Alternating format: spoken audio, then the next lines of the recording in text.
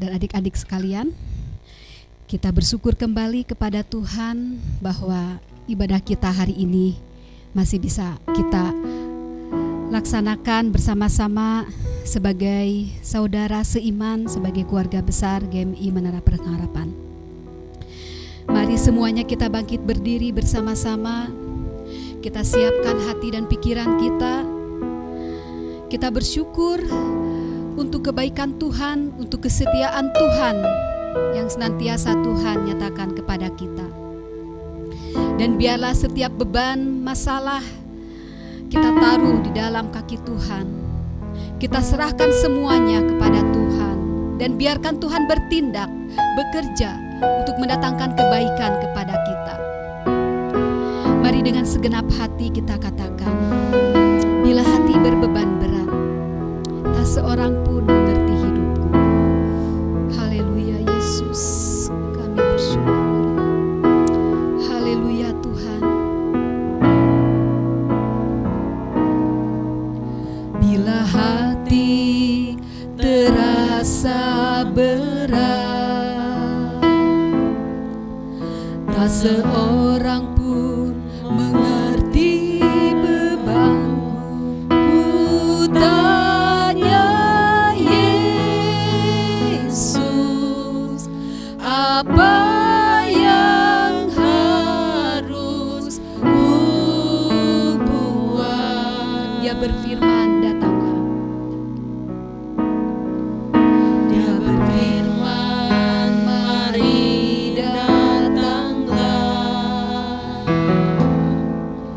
Dia selalu pedulikan aku.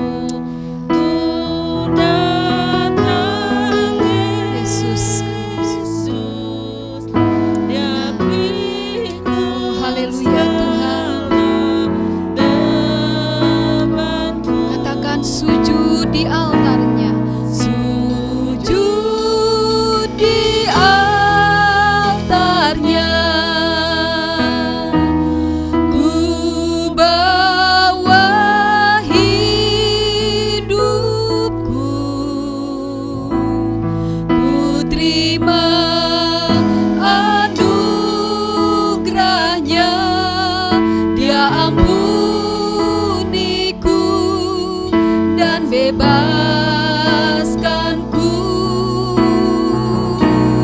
Dia ubah hidupku, barui hatiku. Sesuatu terjadi saat datang di altarnya. Katakan sekali lagi, bila hatimu berbeban berat, datanglah kepada Yesus. Bila hati terasa berat, Tak seorang pun mengerti bebanku. Ku tanya Yesus, apa yang harus ku buat? Dia berfirman, mari datanglah.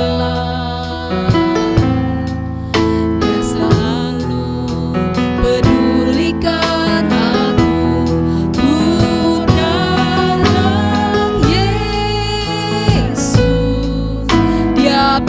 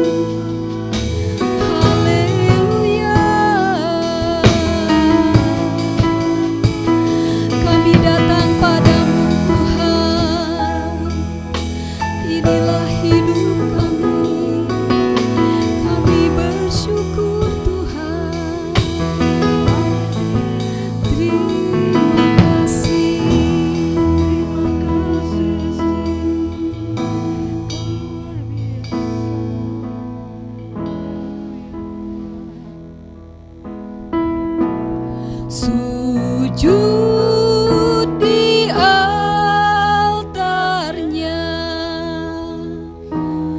ku bawa hidupku,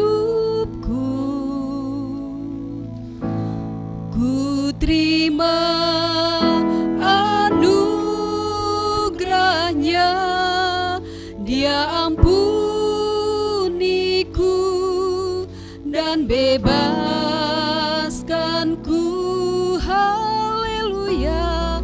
Dia ubah hidupku, barui hatiku, sesuatu terjadi saat datang di altarnya. Kita rasakan hadirat Tuhan di tengah-tengah kita. Sujud di altarnya, hanya Dia yang mengerti apa yang kita alami. Biarlah setiap kita yang merasakan beban berat dan letih lesu datang kepadanya untuk mendapatkan kelegaan. Benar Tuhan, kami siap menerima anugerah-Mu yang lebih besar Bapa. Benar, terima kasih Yesus, terima kasih Tuhan. Dia ubah hidupku, barui hatiku, sesuatu terjadi saat datang di altarnya. Sesuatu terjadi, sesuatu terjadi, mujizat terjadi, mujizat terjadi saat datang di altarnya.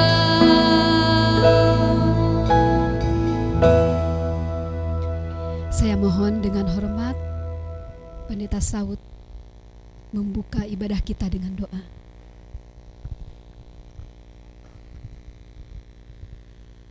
Bapa di surga, terima kasih. Pada pagi hari ini kami boleh memuji dan menyembah Tuhan. Biarlah Tuhan juga yang memberkati ibadah kami ini, dari pertama pertengahan sampai akhirnya Tuhan. Biarlah ibadah ini boleh jadi di dalam nama Bapa, Anak, dan Roh Kudus. Amin. Terima kasih. Bapak Ibu masih kuat berdiri kan? Ya, puji Tuhan. Kuasa kebangkitannya memampukan kita untuk selalu memuji Tuhan ya. Nah Bapak Ibu, sekarang ini di mana di masa Tuhan Yesus menyatakan dirinya, menampakkan diri kepada setiap orang, khususnya kepada murid-muridnya, hanya untuk menyatakan bahwa Dia memang benar Tuhan. Dia menggenapi firman-Nya. Dia menyatakan apa yang sudah Dia katakan sebelum masa sengsara, bahwa Dia akan bangkit di hari yang ketiga. Oke, karena itu mari kita menyanyikan satu pujian, lebih dari pemenang dalam segala hal. Kita menang dalam segala perkara, dalam segala hal, oleh karena Yesus bangkit, menang mengalahkan maut. Mari kita nyanyikan pujian ini.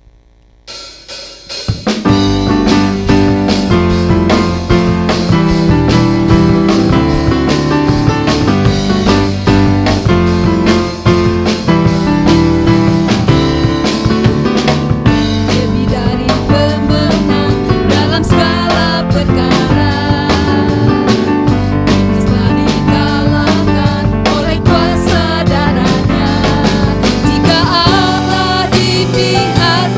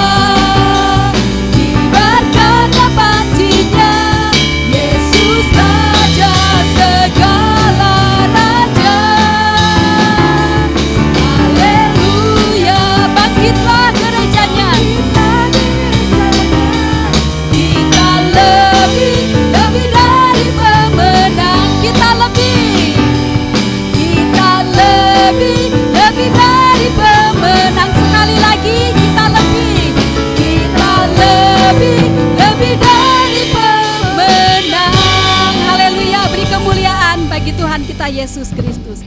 Silakan duduk Bapak Ibu. Nah Bapak Ibu, melalui pujian, melalui kesaksian ini, biarlah kita semakin dikuatkan, diyakinkan Tuhan kita maha besar, Tuhan kita maha kuasa, sanggup melakukan apa saja, bahkan di luar pikiran kita, dugaan kita. Kita takut, kita khawatir, tapi Tuhan berjanji akan selalu menyertai kita dan memberikan ketenangan pada kita, ya. Oleh karena itu, saya rindu kita menyanyikan pujian ini, lagunya Tuhanku Maha Besar, Tuhanku Maha Kuasa. Amin. Amin, ya. Yuk kita bangkit berdiri bersama-sama.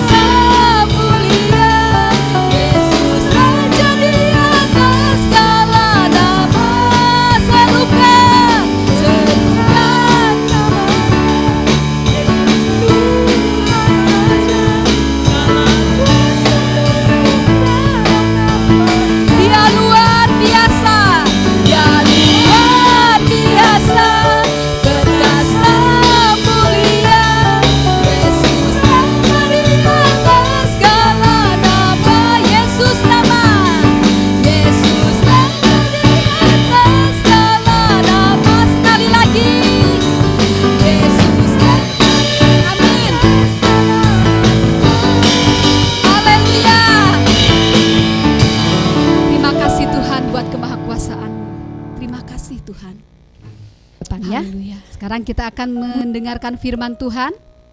Mari kita memberikan hati kita lebih lagi kepada Tuhan untuk memohon selalu pimpinan Tuhan, penyertaan Tuhan melalui firman-Nya. Karena kita sadar kita manusia yang begitu banyak keterbatasan dan kelemahan. Tanpa Tuhan kita tidak bisa melakukan apa-apa. Dan tanpa Tuhan juga kita tidak bisa berjalan sesuai apa yang Tuhan inginkan dalam kehidupan kita. Mari dengan segenap hati kita katakan, bila Engkau tak besertaku Tuhan, aku tak mau berjalan. Itu berarti kita selalu membutuhkan Tuhan.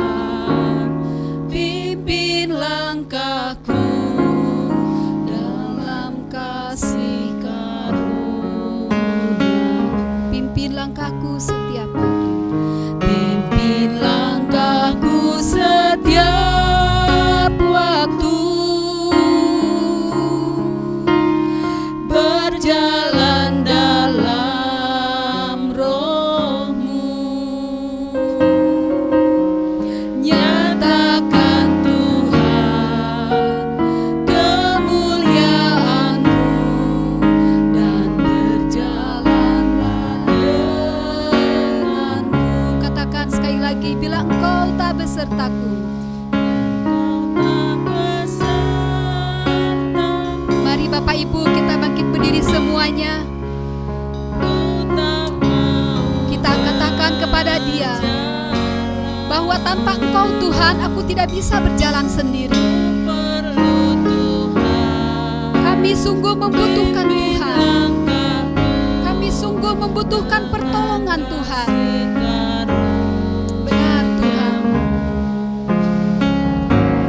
Pimpin langkahku setiap waktu, berjalan dalam Roh-Mu. Nyatakan Tuhan kemuliaan-Mu dan berjalanlah dengan. Sekali lagi katakan dengan segenap hati kita. Bila Engkau tak besertaku, aku tak mau berjalan.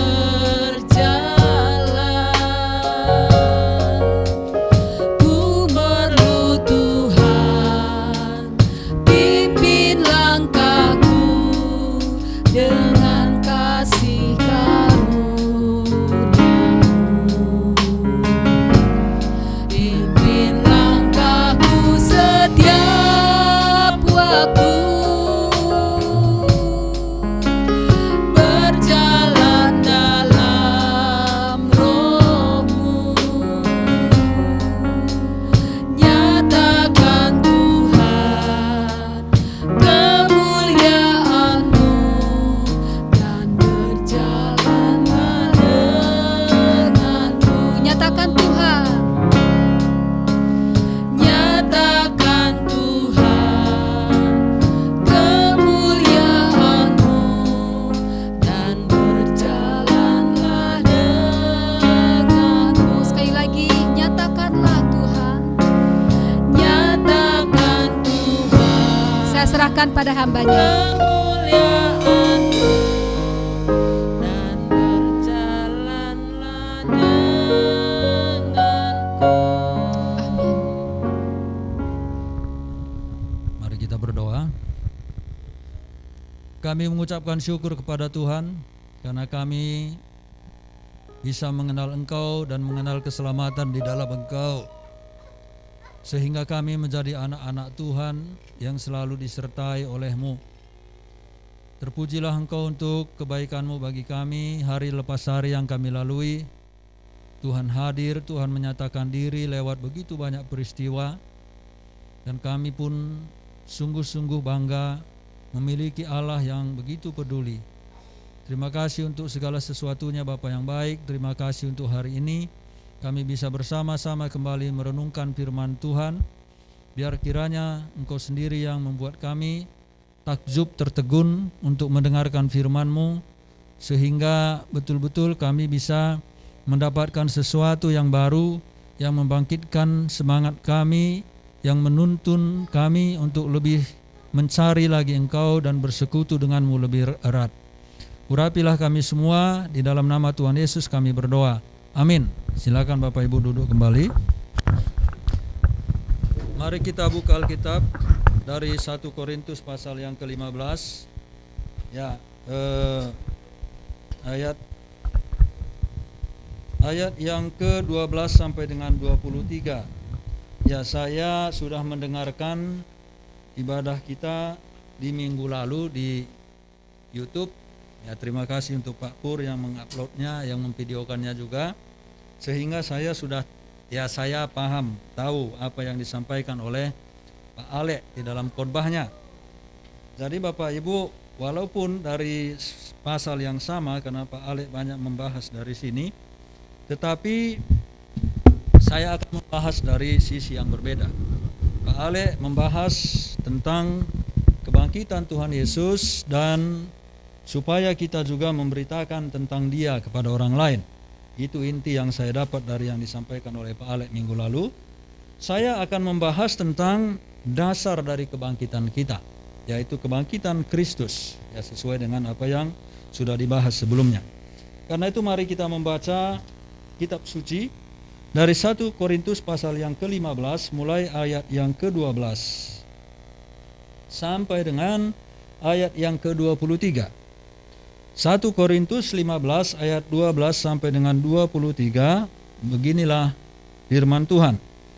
Jadi bila mana kami memberitakan bahwa Kristus dibangkitkan dari antara orang mati, bagaimana mungkin ada di antara kamu yang mengatakan bahwa tidak ada kebangkitan orang mati? Kalau tidak ada kebangkitan orang mati, maka Kristus juga tidak dibangkitkan. Tetapi andai kata Kristus tidak dibangkitkan, maka sia-sialah pemberitaan kami dan sia-sialah juga kepercayaan kamu. Lebih daripada itu, kami ternyata berdusta terhadap Allah, karena tentang Dia kami katakan bahwa Ia telah membangkitkan Kristus, padahal Ia tidak membangkitkannya. Kalau andai kata benar bahwa orang mati tidak dibangkitkan. Sebab jika benar orang mati tidak dibangkitkan, maka Kristus juga tidak dibangkitkan. Dan jika Kristus tidak dibangkitkan, maka sia-sialah kepercayaan kamu dan kamu masih hidup dalam dosamu. Demikianlah binasa juga orang-orang yang mati dalam Kristus. Jikalau kita hanya dalam hidup ini saja menaruh pengharapan pada Kristus, maka kita adalah orang-orang yang paling malang dari segala manusia. Tetapi yang benar ialah bahwa Kristus telah dibangkitkan dari antara orang mati sebagai yang sulung dari orang-orang yang telah meninggal. Sebab sama seperti maut datang karena satu orang manusia, demikian juga kebangkitan orang mati datang karena satu orang manusia. Karena sama seperti semua orang mati dalam persekutuan dengan Adam, demikian pula semua orang akan dihidupkan kembali dalam persekutuan dengan Kristus. Bapak Ibu yang dikasihi oleh Tuhan Yesus Kristus, tadi dikatakan kalau Kristus itu tidak dibangkitkan, maka sia-sialah kepercayaan kita. Tidak ada gunanya iman kita. Tidak ada gunanya apa yang kita pelajari, apa yang kita tekuni. Tidak ada gunanya kita mengikut Tuhan, apalagi sampai berkorban, apalagi sampai kita mengalami banyak sekali hal yang membatasi diri kita, khususnya berkaitan dengan tidak boleh berbuat dosa. Kalau Kristus tidak dibangkitkan, artinya adalah bahwa setelah kita hidup, apapun yang kita lakukan di dunia ini, lalu kita dikuburkan dan sudah selesai, tidak ada lagi apa-apa. Itu sama dengan pemahaman orang-orang ateis atau orang-orang komunis. Makanya Bapak Ibu, di Korea Utara itu katanya tidak ada orang yang kena corona. So ada yang kena corona langsung ditembak mati. Karena mereka berpikir ya kalau sudah mati ya sudah selesai. Nggak ada lagi penghakiman, nggak ada lagi surga, nggak ada lagi neraka. Dan pandangan kekristenan bukanlah demikian, karena tadi dikatakan Kristus sudah dibangkitkan, seperti khotbah sampaikan Pak Alek di minggu yang lalu itu. Nah karena itu Bapak Ibu, mari kita melihat ayat yang ke-20 sampai dengan 24. Dikatakan tadi bahwa Kristus itu benar sudah dibangkitkan. Tetapi ya ayat 20, tetapi yang benar ialah bahwa Kristus telah dibangkitkan dari antara orang mati sebagai yang sulung dari orang-orang yang telah meninggal. Jadi Kristus itu dibangkitkan sebagai sulung dari orang-orang yang meninggal. Dialah pertama sekali manusia yang bangkit dari antara orang mati, karena yang dipakukan di salib itu, yang dikuburkan itu adalah kemanusiaannya, tubuh jasmaninya, raga insaninya. Itulah yang disalibkan, itulah yang dikuburkan, dan itulah yang dibangkitkan. Dan itu menjadi sulung, itu menjadi pertama dari kebangkitan semua orang-orang mati. Tetapi kemudian kebangkitan itu merupakan kebangkitan yang sifatnya kekal, bukan sama dengan kebangkitannya Lazarus. Karena yang pertama bangkit sebetulnya Lazarus. Tetapi Lazarus itu kemudian mati lagi. Tetapi Tuhan Yesus Kristus setelah dia bangkit, pasca kebangkitannya, maka dia tidak mungkin mati lagi dan tidak akan mati lagi. Dan itulah sebagai buah sulung atau yang pertama sekali bangkit dari antara orang mati, dan kita akan mengikuti Kristus yang bangkit dari antara orang mati tersebut. Mari kita lanjutkan ayatnya. Sebab sama seperti maut datang karena satu orang manusia, demikian juga kebangkitan orang mati datang karena satu orang manusia. Karena sama seperti semua orang mati dalam persekutuan dengan Adam, demikian pula semua orang akan dihidupkan kembali dalam persekutuan dengan Kristus. Nah, kita lihat di ayat-ayat itu. Dulu manusia pertama itu mati oleh karena dosa Adam. Dia mati dan kemudian keturunannya juga semua sama. Mati secara rohani, mati secara fisik, mati secara tubuh insaniah. Tetapi Kristus adalah berbeda dengan Adam. Dia itu mati dan bangkit, dan dia itulah yang menjadi tipe atau prototipe kebangkitan dari orang-orang percaya kepada Tuhan Yesus Kristus itu sendiri. Tadi dikatakan di sana, karena sebab sama seperti maut datang karena satu orang manusia, yaitu Adam, kalau dijelaskan di ayat yang ke-22. Demikian juga kebangkitan orang mati datang karena satu orang manusia, yang dijelaskan di situ adalah Kristus. Kristus.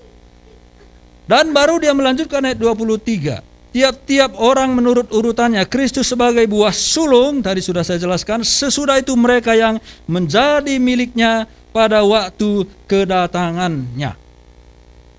Jadi nanti kita juga akan dibangkitkan pada waktu kedatangannya yang kedua kali.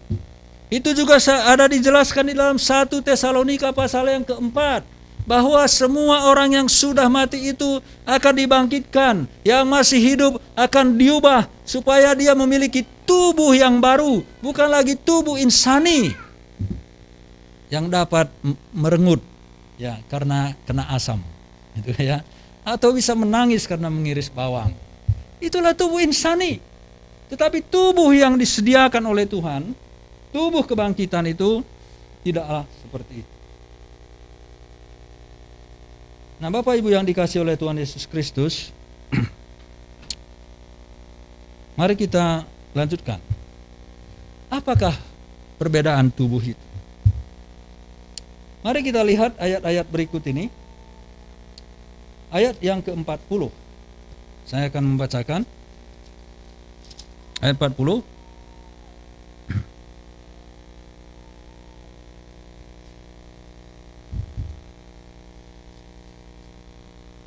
Mari kita perhatikan ayat 40.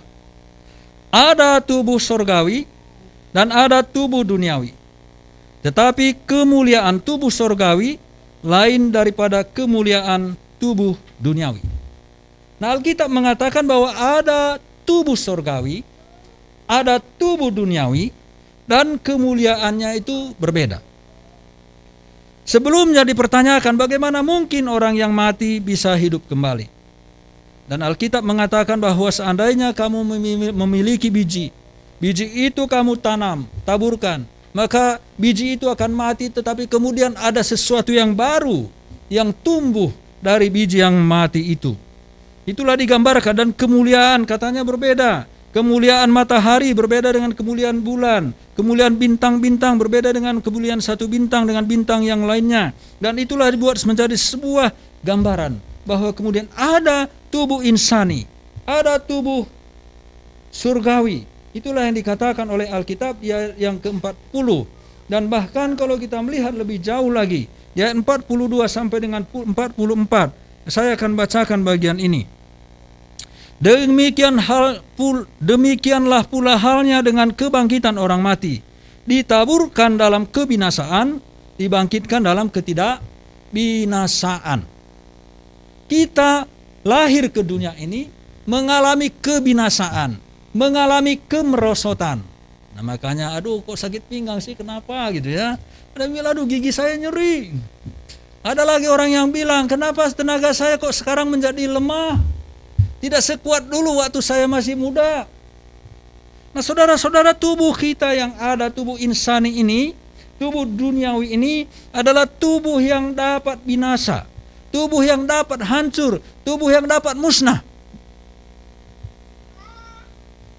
Jarang orang yang dikuburkan, bahkan seandainya dikuburkan hidup-hidup sekalipun, dia akan tetap hancur. Walaupun banyak Santa Santo kita lihat itu masih awet sampai sekarang ya. Ada ya di gereja Katolik itu Santa Santo itu banyak yang masih awet tubuhnya. Ya harum katanya. Nah, tapi secara umum bahwa semua tubuh itu akan merosot. Seandainya pun orang itu tubuhnya tidak hancur, tapi tetap dia punya kemerosotan. Daya pikir kita merosot, daya tangkap kita merosot, kekuatan fisik kita merosot, kesehatan kita merosot. Ya terus menerus seperti itu. Itu adalah tubuh duniawi. Tadi dikatakan, saya baca kembali. Demikian pula halnya dengan kebangkitan orang mati. Ditaburkan dalam kebinasaan, dibangkitkan dalam ketidakbinasaan. Ditaburkan dalam kehinaan, dibangkitkan dalam kemuliaan. Ditaburkan dalam kelemahan, dibangkitkan dalam kekuatan. Yang ditaburkan adalah tubuh alamiah, yang dibangkitkan adalah tubuh rohaniah. Jadi ada tubuh alamiah, tubuh rohaniah. Tubuh alamiah tadi digambarkan tubuh yang bisa merosot, yang bisa rusak, yang mengalami begitu banyak keterbatasan. Tetapi ada tubuh rohaniah. Itulah yang dibangkitkan. Dan itu lebih lanjut juga dijelaskan di ayat-ayat 51 sampai dengan 54. Mari kita melihat dulu ayat ini. Sesungguhnya aku menyatakan kepadamu suatu rahasia. Kita tidak akan mati semuanya, tetapi kita semuanya akan diubah. Ini diubah dari tubuh jasmaniah menjadi tubuh rohaniah. Dalam sekejap mata, pada waktu bunyi nafiri yang terakhir. Sebab nafiri akan berbunyi dan orang-orang mati akan dibangkitkan dalam keadaan yang tidak dapat binasa. Dan kita semua akan diubah. Karena yang dapat binasa ini, maksudnya tubuh jasmani kita, harus mengenakan yang tidak dapat binasa. Dan yang dapat mati ini harus mengenakan yang tidak dapat mati. Itulah tubuh surgawi kita. Tidak dapat binasa, tidak dapat mati. Orang kan semua ingin panjang umur. Karena itu makanya berlomba-lomba makan vitamin. Ya, berlomba-lomba olahraga bagaimana supaya sehat. Makanan apa yang kita makan supaya sehat. Ayo kita menjadi vegetarian. Ayo olahraganya teratur. Ada orang yang membatasi makanannya. Tidak boleh lagi makan karbohidrat terlalu banyak karena zat gulanya terlalu tinggi. Termasuk salah satu saya lah itu. Karena apa? Ingin sehat, ingin kuat, ingin panjang umur. Ya kan begitu. Supaya bisa terus melayani Tuhan. Nah, itu salah satu alasannya. Alasan berikut, kasihan istrinya jadi janda kan begitu. Kalau meninggal cepat. Ya kasihan anak-anaknya gitu. Itu salah satu alasannya. Nah saudara yang dikasih oleh Tuhan Yesus Kristus, pokoknya kita ingin supaya umur kita itu panjang. Walaupun tadi dikatakan bahwa tubuh jasmaniah kita ini punya kelemahan, punya kemerosotan. Saya kadang keluar dari rumah masuk ke halaman, mau melakukan sesuatu. Entah mau ngambil apa. Sampai di luar, masuk lagi ke rumah. Tuh, tadi saya keluar ngapain ya? Nah gitu ya, Bapak Ibu bingung. Loh kok tadi keluar ngapain? Merosot daya ingatnya. Ya kadang ke kamar mandi juga sama. Entah mau ngambil sabun atau apa. Setelah itu tadi saya ngapain kesini ya? Ada kemerosotan. Inilah tubuh kita. Tapi kita semua walaupun merosot tubuh kita, ingin semua umur panjang. Itu realitanya. Makanya kan selalu begitu, panjang umurnya, nggak ada orang ulang tahun, pendek umurnya, nggak ada. Kalau kita nyanyi seperti itu, marah yang ulang tahunnya, gitu ya. Nah saudara-saudara, kita semua ingin panjang umur, walaupun tubuh kita ini dapat binasa, walaupun tubuh kita ini sering sekali tidak mengenakkan, ya karena banyak kelemahan dan kekurangan yang kita alami. Nah saudara-saudara, mari kita lanjutkan lagi. Saya mengajak kita untuk membuka dari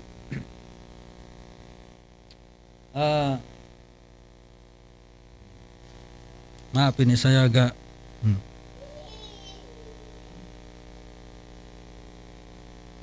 Ya, tadi dikatakan di ayat 48 ayat 48b. Saya akan bacakan kembali bagian ini.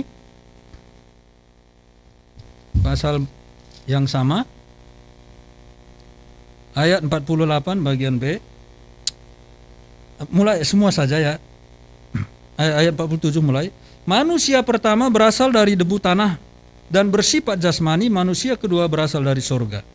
Makhluk-makhluk alamiah sama dengan dia yang berasal dari debu tanah, maksudnya dari Adam, dan makhluk-makhluk dari sorga. Makhluk-makhluk alamiah sama dengan dia yang berasal dari debu tanah, itu tadi Adam, dan makhluk-makhluk sorgawi sama dengan dia yang berasal dari sorga. Nah, jadi perhatikan kata sama dengan dia yang berasal dari sorga. Jadi maksudnya bahwa tubuh rohaniah yang dibangkitkan adalah tubuh kebangkitan itu sama seperti tubuh Kristus. Tidak lagi sama seperti tubuh Adam yang dapat binasa itu. Tidak lagi sama seperti tubuh kita yang sekarang yang selalu yang merosot ini, yang selalu mengalami kesulitan ini, yang selalu mengalami banyak pergumulan ini. Akan berbeda sekali Bapak Ibu. Nah, lalu bagaimana kalau toh nanti umpamanya kita ke surga, semua panjang, ya umur kita tidak akan berakhir lagi, nggak ada lagi hitungan bulan di sana, nggak ada lagi ulang tahun. Ya Bapak Ibu, dalam kekekalan nggak ada lagi ulang tahun, jadi nggak usah pesta-pesta ulang tahun lagi di sana. Daripada susah ngumpulin duit, anak mau ulang tahun, sweet 17, mau rayakan apa katanya kan gitu. Nanti kan sudah tidak ada. Nah saudara-saudara dikasih oleh Tuhan Yesus Kristus, mari kita lihat dulu satu peristiwa di dalam Alkitab, Matius pasal yang ke-17. Mari kita lihat Matius pasal yang ke-17. Ini tentang Tuhan Yesus di dalam kemuliaannya. Ya, Matius pasal yang ke-17 ayat 1 sampai dengan 4. Saya akan baca. Matius pasal 17 ayat 1 sampai dengan 4. 6 hari kemudian Yesus membawa Petrus, Yakobus dan Yohanes saudaranya, dan bersama-sama dengan mereka ia naik ke sebuah gunung yang tinggi. Di situ mereka sendiri saja. Lalu Yesus berubah rupa di depan mata mereka. Wajahnya bercahaya seperti matahari dan pakaiannya menjadi putih bersinar seperti terang. Maka nampak kepada mereka Musa dan Elia sedang berbicara dengan dia. Kata Petrus kepada Yesus, "Tuhan, betapa bahagianya kami berada di tempat ini. Jika engkau mau, biarlah kudirikan di sini 3 tenda. 1 untuk engkau, 1 untuk Musa, dan 1 untuk Elia." Ini adalah tubuh kemuliaan. Tadi digambarkan bahwa Tuhan Yesus itu, apa tadi? Wajahnya bercahaya seperti matahari. Nanti juga dia, kalau Bapak Ibu baca di Injil, di Wahyu itu digambarkan juga mirip-mirip, hampir sama. Wajahnya bercahaya seperti matahari dan pakaiannya menjadi putih bersinar seperti terang. Inilah tubuh kemuliaan Kristus. Itulah dia di dalam kemuliaannya. Di Wahyu juga dijelaskan itu. Ketika Paulus mau bertobat, Tuhan Yesus menemui dia. Maka Paulus juga melihat cahaya yang begitu terang. Sampai dia sendiri tidak bisa lihat, sampai buta Bapak Ibu yang dikasihi oleh Tuhan Yesus Kristus. Itu adalah tubuh kemuliaan Kristus.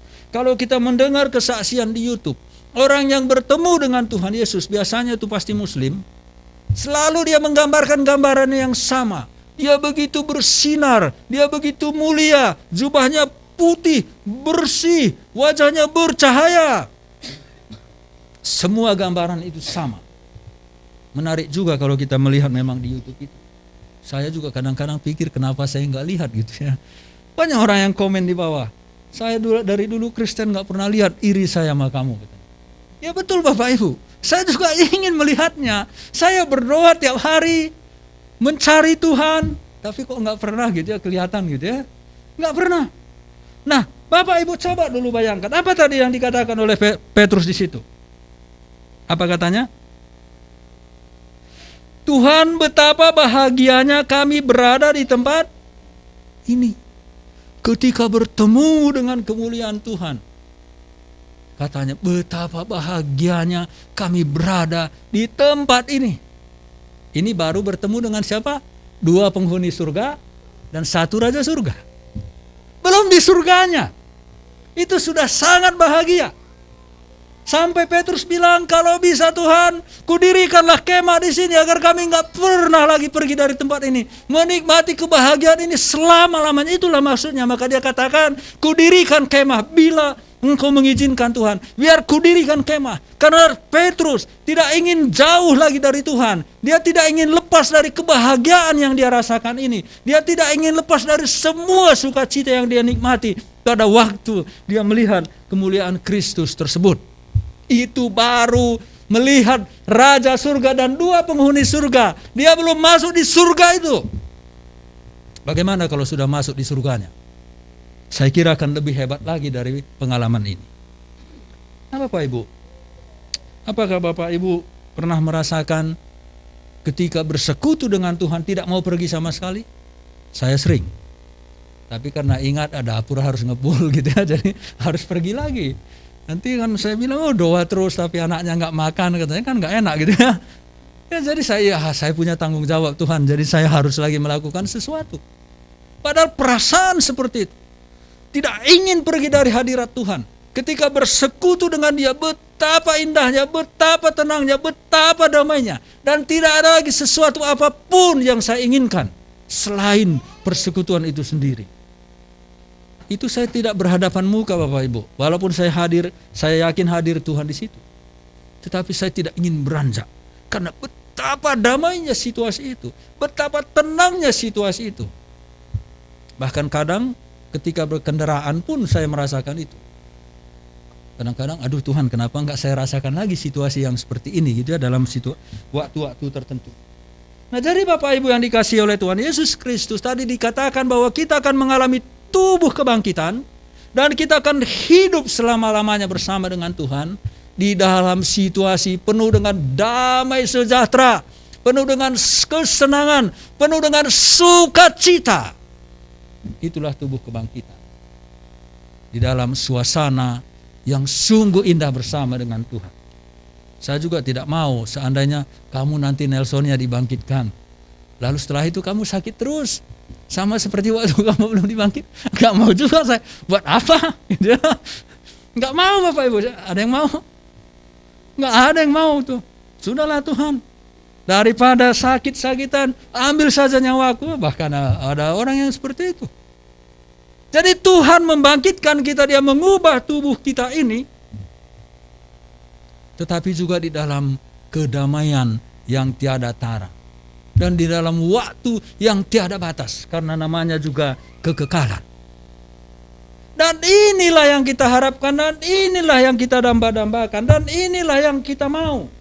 Sebab itu maka kalau kita melihat di 2 Korintus. Mari saya mengajak Bapak Ibu untuk melihat 2 Korintus.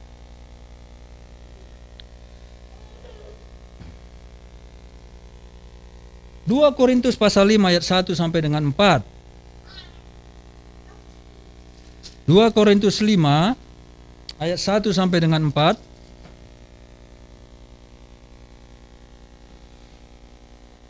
Karena kami tahu bahwa jika kemah tempat kediaman kita di bumi ini dibongkar, maksudnya bumi ini sesuai dengan surat Petrus, Allah telah menyediakan suatu tempat kediaman di sorga bagi kita.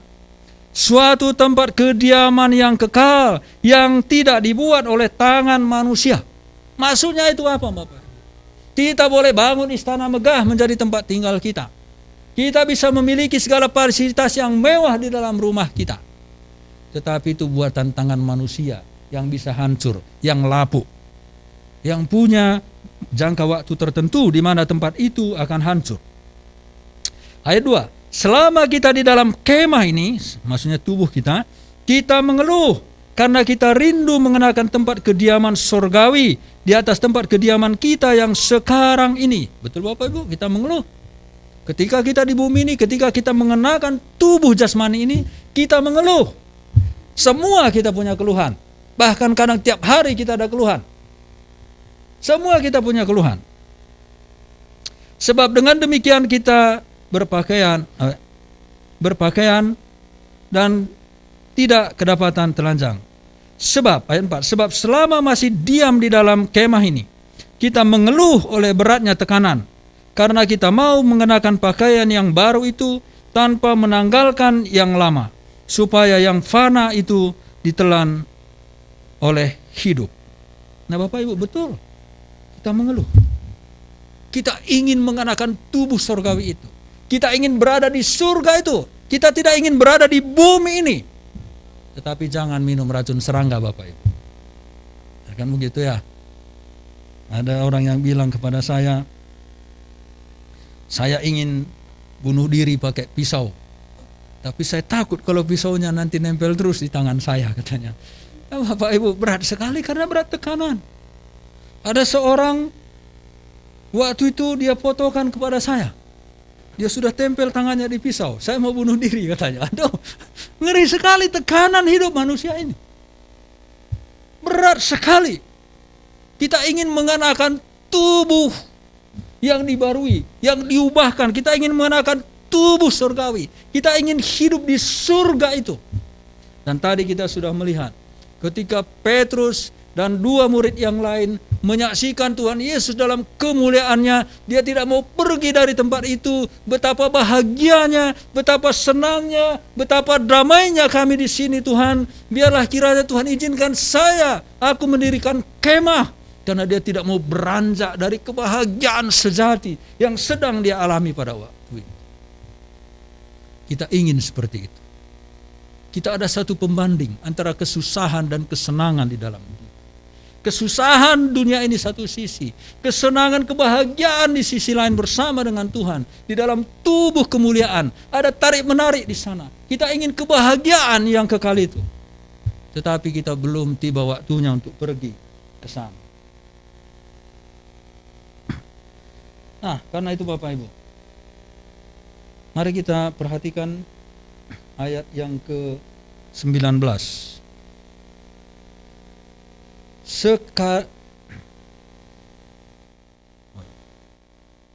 Mari kita lihat ayat yang ke-19. 1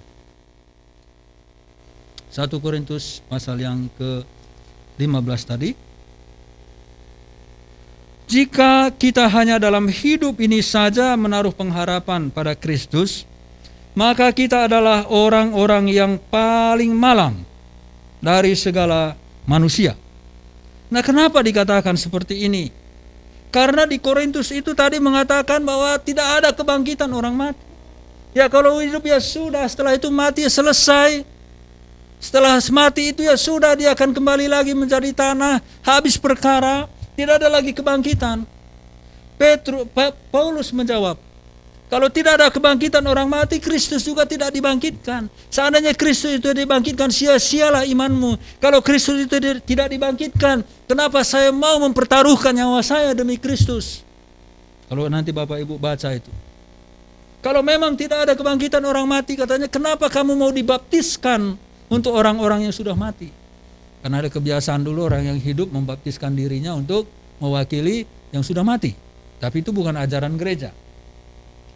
Nah saudara-saudara, banyak orang mengharapkan Kristus hanya di dunia ini untuk legalitas saja.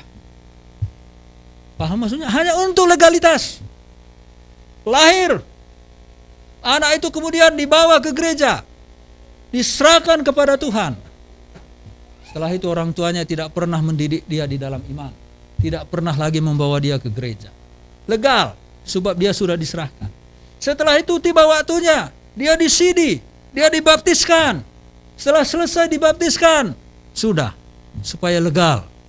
Karena kalau tidak demikian, nanti dia sekolah juga ditanya agamanya apa. Jadi harus dicatat.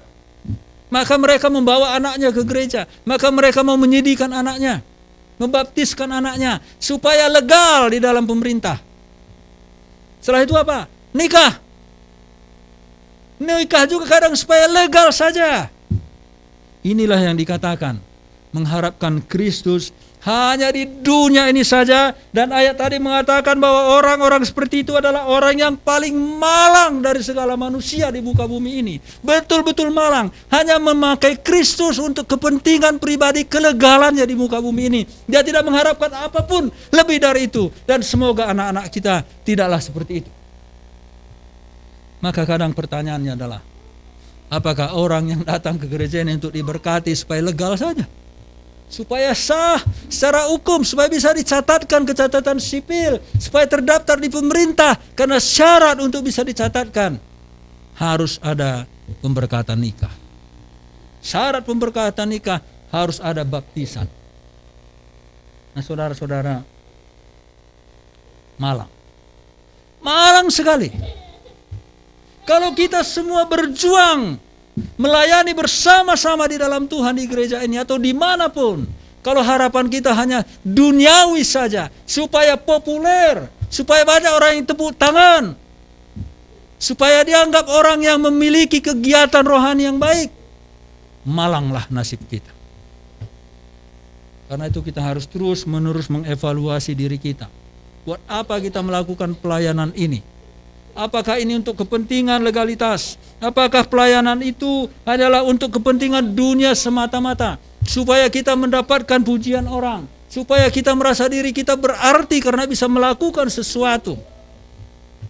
Kita harus terus evaluasi diri kita. Saya tidak menuduh Bapak Ibu, tapi biarlah kiranya apa yang saya sampaikan ini terus menjadi koreksi bagi kita. Supaya ketika terjadi penyimpangan, kita fokus lagi bahwa harapan kita lebih dari sekadar apa yang bisa kita peroleh di dunia ini, bahwa ada kebangkitan dari antara orang mati, ada tubuh kemuliaan di mana di sana tidak ada lagi kesusahan, tidak ada lagi kesukaran. Digambarkan tadi bahwa di sana adalah kesenangan, damai, sukacita, dan itu berlaku terus menerus tanpa adanya lagi siklus. Hari ini senang, besok susah, sebentar lagi susah, nanti senang lagi. Tidaklah begitu di surga itu. Karena itu maka ada tantangan bagi kita. Ayat yang ke-58. Karena itu saudara-saudaraku yang kekasih, berdirilah teguh, jangan goyah, dan giatlah selalu dalam pekerjaan Tuhan. Sebab kamu tahu bahwa dalam persekutuanmu dengan Tuhan, jerih pada payahmu tidak sia-sia. Berdirilah teguh, jangan goyah. Jangan goyah. Karena banyak hal yang bisa membuat kita tidak berdiri teguh.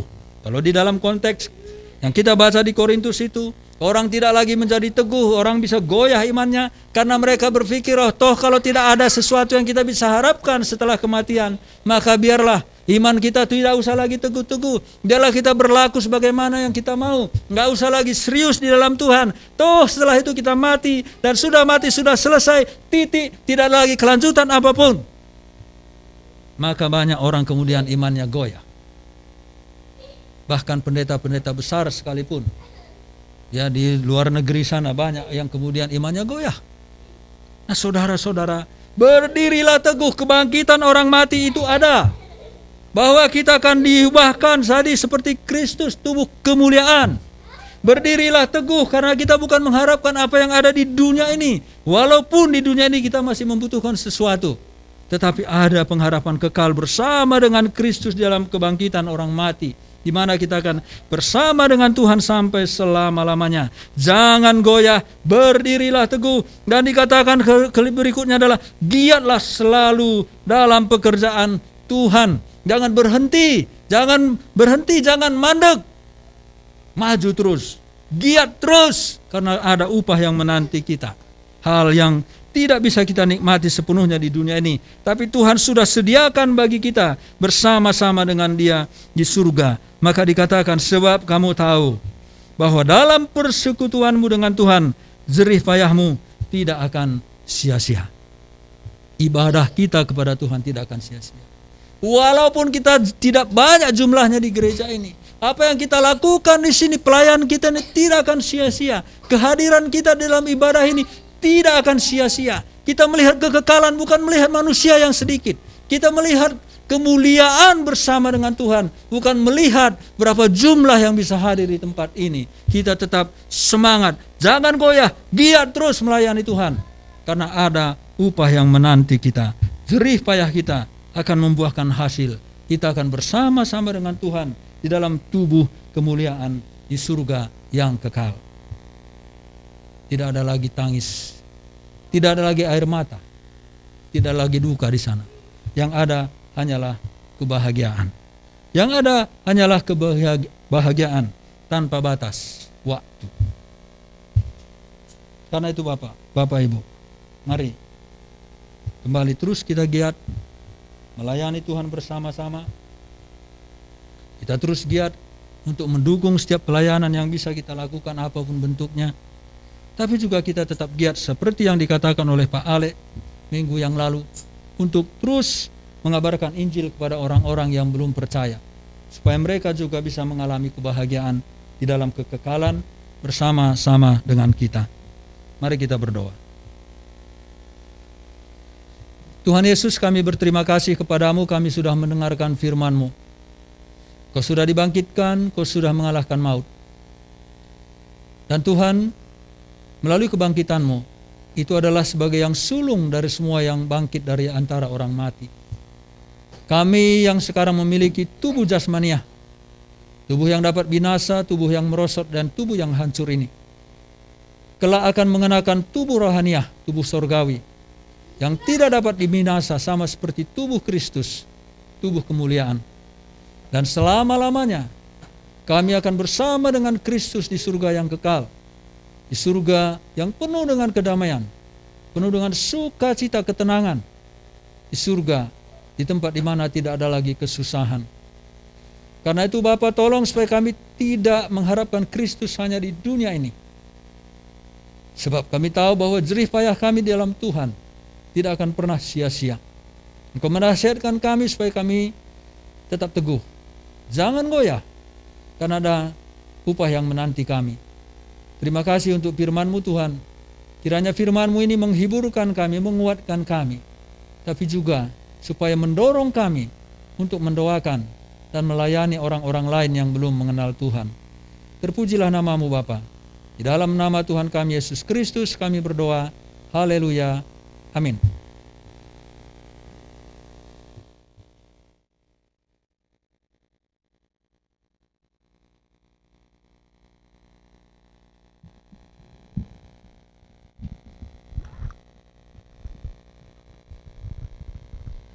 Terima kasih kepada Pendeta Nelson yang sudah menyampaikan firman Tuhan. Dan pada saatnya kita akan memberikan persembahan buat Tuhan. Sebelumnya kita akan berdoa bersama-sama Bapak Ibu ya. Mari kita berdoa.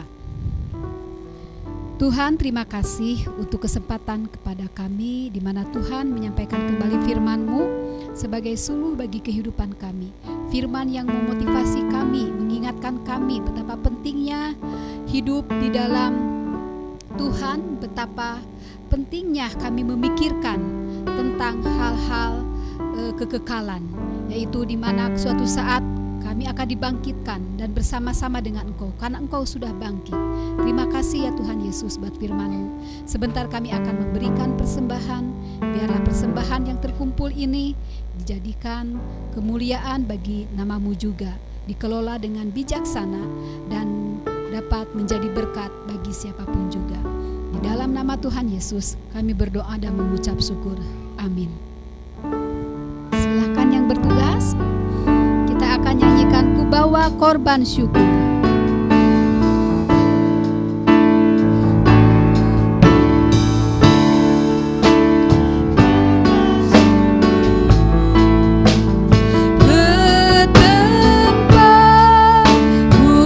Sebab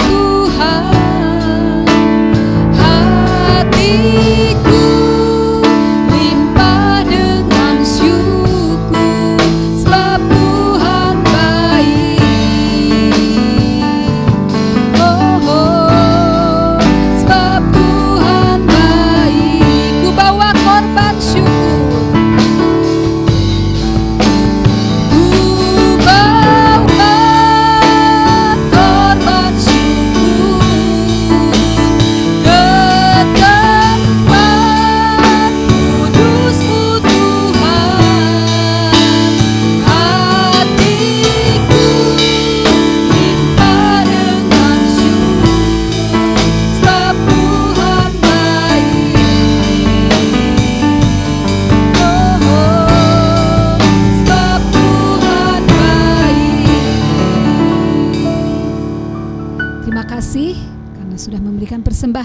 kemuliaan Tuhan. Dan saya persilahkan bagi yang membawa warta jemaat.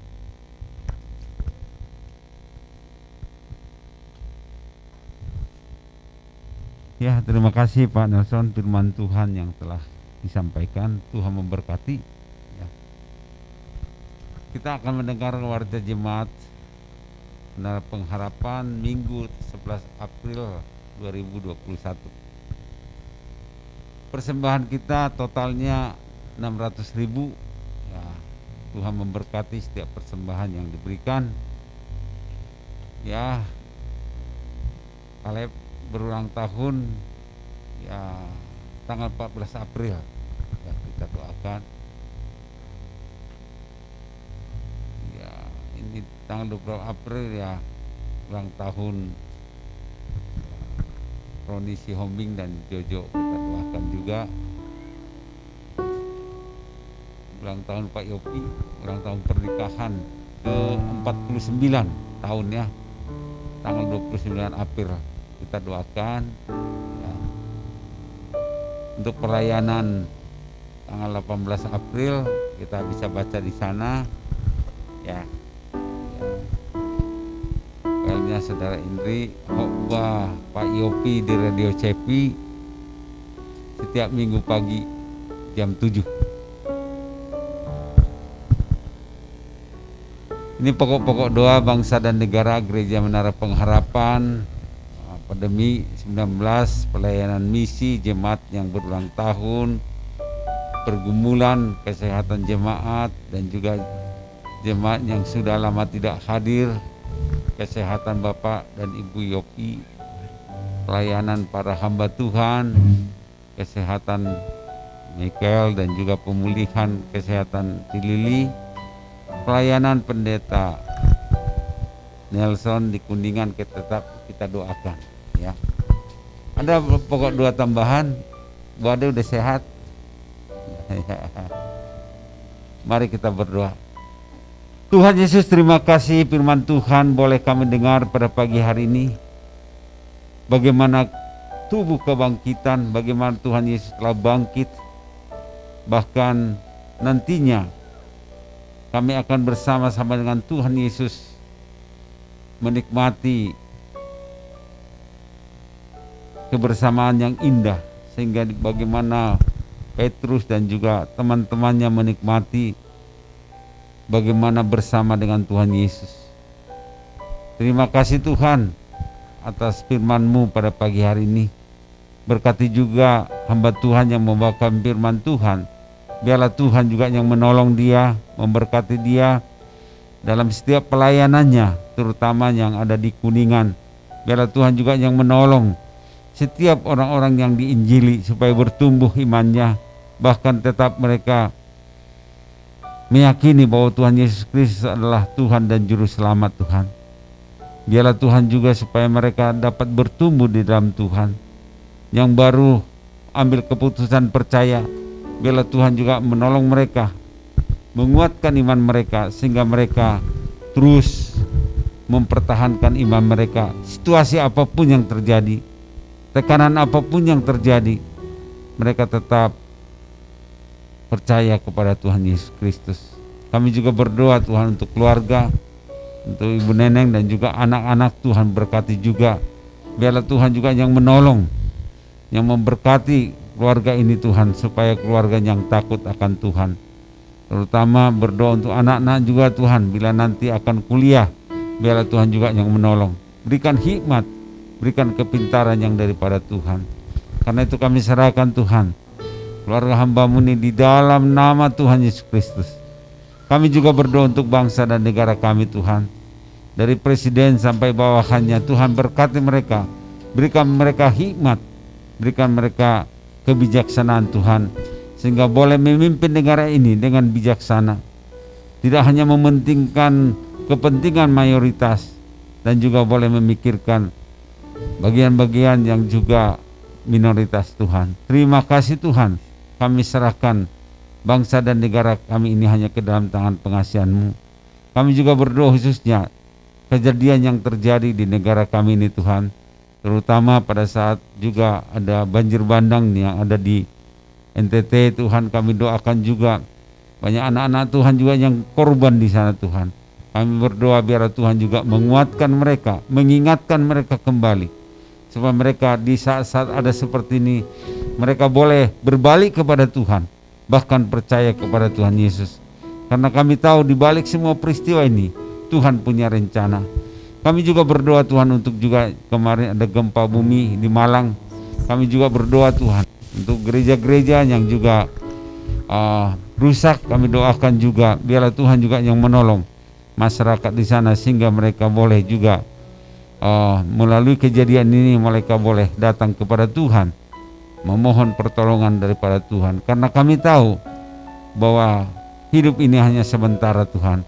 Karena itu biarlah Tuhan kesempatan ini Tuhan pakai setiap gereja-gereja yang ada di sana untuk ambil bagian untuk menolong Tuhan. Karena itu kami serahkan ini di dalam nama Tuhan Yesus. Kami juga berdoa untuk pandemik saat ini, di mana Tuhan kami terus doakan, di mana Tuhan juga telah menolong sehingga ada vaksinasi Tuhan.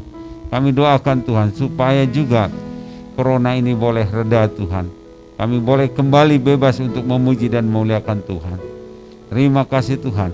Kami juga berdoa Tuhan untuk bencana-bencana yang lain kami doakan. Kami serahkan semuanya Tuhan di dalam nama Tuhan Yesus Kristus.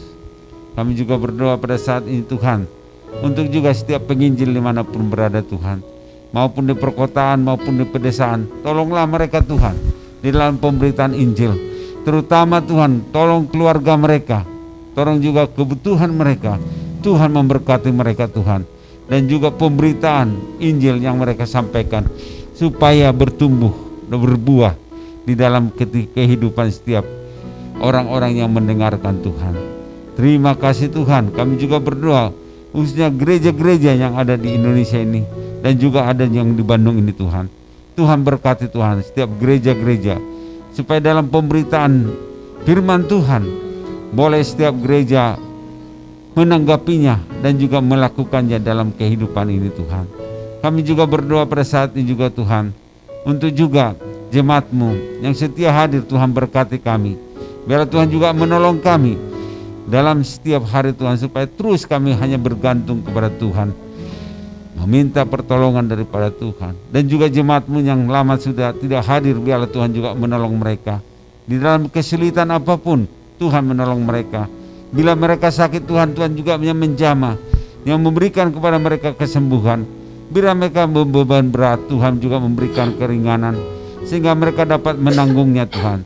Berkati mereka Tuhan dimanapun mereka berada Tuhan. Kami serahkan semuanya di dalam nama Tuhan Yesus Kristus. Kami juga berdoa untuk gembala sidang di tempat ini, Pak Yopi, Ibu Yopi. Tuhan juga memberkati mereka. Tuhan mereka memberikan umur panjang, kesehatan yang daripada Tuhan. Kami juga berdoa Tuhan untuk juga ulang tahun pernikahan mereka yang akan diadakan tanggal 9, itu yang 49 tahun Tuhan. Kami doakan biar Tuhan juga yang menolong, supaya mereka juga Tuhan menyerahkan seluruh kehidupan mereka kepada Tuhan. Berkati juga anak-anak mereka Tuhan. Karena itu kami serahkan keluarga hamba-Mu ini di dalam nama Tuhan Yesus Kristus. Kami juga berdoa untuk keluarga juga Roni Siombing Tuhan yang akan berulang tahun pernikahan. Kami doakan biarlah Tuhan juga yang menolong mereka Tuhan, supaya dalam ulang tahun pernikahan mereka boleh saling mengasihi satu dengan lain Tuhan, boleh bergandengan tangan, sehingga mereka Tuhan menjadi saksi-Mu Tuhan, saksi yang hidup di tengah-tengah orang percaya maupun di tengah-tengah orang yang tidak percaya Tuhan. Karena itu kami serahkan ini di dalam nama Tuhan Yesus Kristus. Kami juga berdoa Tuhan untuk ulang tahun Kaleb, itu tanggal 14 April ini Tuhan. Kami doakan biarlah Tuhan juga yang menolong, menyertai, berikan hikmat, berikan kepintaran kepada dia di dalam bekerja, di dalam kuliah. Tuhan juga yang memberkati Tuhan. Terima kasih Tuhan. Kami juga berdoa untuk ulang tahun yang lain Tuhan. Berkatilah mereka satu persatu. Biarlah Tuhan panjang umur. Tuhan berikan juga supaya mereka hikmat yang daripada Tuhan, sehingga mereka dapat menghitung hari-hari yang mereka lalui dan juga memperoleh dengan bijaksana Tuhan. Terima kasih Tuhan. Kami juga berdoa pada saat ini jemaat yang sakit Tuhan, Tuhan juga yang menolong Tuhan. terutama Mikael Tuhan, kami juga berdoa terus untuk anak ini Tuhan, supaya Tuhan berikan kesehatan, kekuatan, sehingga boleh dia lepas Tuhan dari cuci darah. Tapi kami berdoa Tuhan, pakailah hamba-Mu ini Tuhan. Terima kasih Tuhan, kami serahkan anak kami ini Tuhan di dalam nama Tuhan Yesus Kristus. Kami juga berdoa untuk Cililin yang dalam pemulihannya. Terus kami doakan Tuhan, biarlah Tuhan juga campur tangan, Tuhan juga yang mengasihi Tuhan. Terima kasih Tuhan. Biarlah Tuhan, kami juga berdoa Tuhan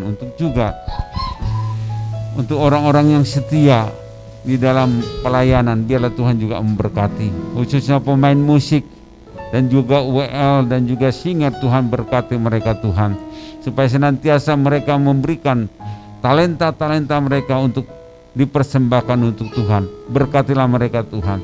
Terima kasih Tuhan. Kami serahkan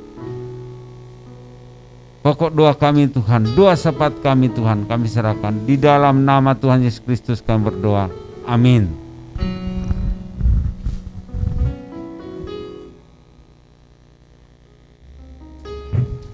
Saya mengundang Bapak Ibu semua untuk bangkit berdiri. Mari kita bersama-sama mengakukan pengakuan iman. Mari kita katakan dengan iman kita kepada Tuhan, aku percaya kepada Allah, Bapa yang Maha Kuasa, Khalik langit dan bumi, dan kepada Yesus Kristus, anak yang tunggal Tuhan kita, yang ditahan daripada Roh Kudus, lahir dari anak darah Maria, yang menderita sengsara di bawah pemerintahan Pontius Pilatus, disalibkan, mati dan dikuburkan, dan turun ke dalam kerajaan maut. Pada hari yang ketiga bangkit pula dari antara orang mati, naik ke surga, duduk di sebelah kanan Allah Bapa yang Maha Kuasa, dan akan datang dari sana untuk menghakimi orang yang hidup dan yang mati. Aku percaya kepada Roh Kudus, gereja yang kudus dan am, persekutuan orang kudus, kebangkitan daging dan hidup yang kekal. Amin. Bapak Ibu, saudara-saudara yang dikasihi oleh Tuhan Yesus Kristus, mari kembali arahkanlah hati dan iman kita kepada Tuhan, dan biarlah saudara-saudara menerima berkat dari Dia. Tuhan Yesus Kristus yang sudah mengalahkan maut, Dia akan datang kembali. Tetapi sebelumnya saudara-saudara sekalian, Dialah yang akan memberkati saudara-saudara dengan kasih karunia dan damai sejahtera. Dan Bapa yang baik, Bapa yang akan pelihara saudara-saudara pribadi demi pribadi dan juga rumah tangga, dan bahkan segala keperluan saudara-saudara akan dicukupkan dan bahkan diberikan kelimpahan. Dan juga Roh Kudus yang akan memberikan kekuatan, penghiburan, pengharapan dan tuntunan langkah demi langkah, supaya saudara-saudara tetap terarah di dalam Kristus Yesus dan hidup di dalam berkemenangan, mulai saat ini sampai Tuhan Yesus datang kembali. Maranatha. Amin.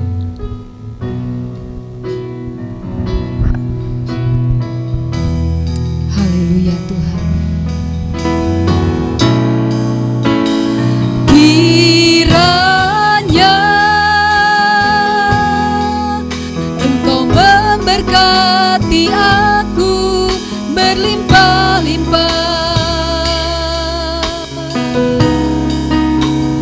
dan memperluas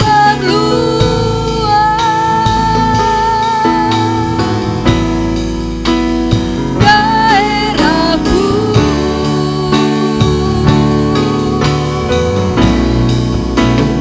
Dan kiranya tangan-Mu menyertai aku dan melindungi aku daripada malapetaka,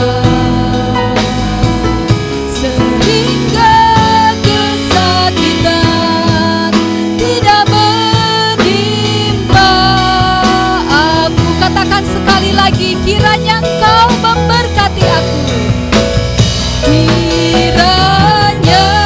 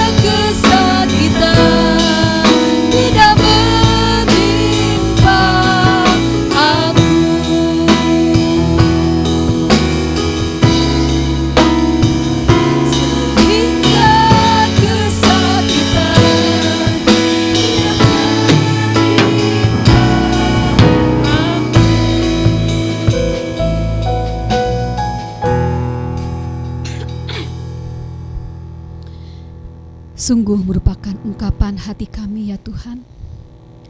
Biarlah penyertaan Allah selalu menyertai kehidupan kami, bahkan di sepanjang perjalanan kami ke depan. Kami bersyukur kembali untuk pimpinan Tuhan di dalam ibadah kami hari ini. Dan biarlah kami semakin mengandalkan Engkau, semakin mengandalkan kuasa kebangkitan-Mu dalam kehidupan kami. Hari ini juga kami bersyukur, berterima kasih dan bersukacita ya Tuhan. Karena dengan pertolongan-Mu terhadap Natalia, kami bisa menikmati jamuan makan yang sudah Engkau sediakan bagi kami. Biarlah tak henti-hentinya kami mengucap syukur kepadamu yang bisa mengenyangkan makanan rohani kami, juga makanan jasmani kami. Berkatilah orang-orang yang sudah menyediakannya berlipat kali ganda, karena itu semua berarti bagi kami ya Tuhan. Tuhan, kami juga akan berpisah satu dengan yang lain dari tempat ini. Biarlah Engkau kembali mengumpulkan kami, memberikan kesempatan kepada kami untuk beribadah di tempat ini, melayani-Mu, menikmati hadirat-Mu bersama-sama di dalam ibadah minggu depan. Terpujilah Engkau Tuhan, di dalam nama Tuhan Yesus kami berdoa dan mengucap syukur. Amin. Selamat hari Minggu, Tuhan Yesus memberkati.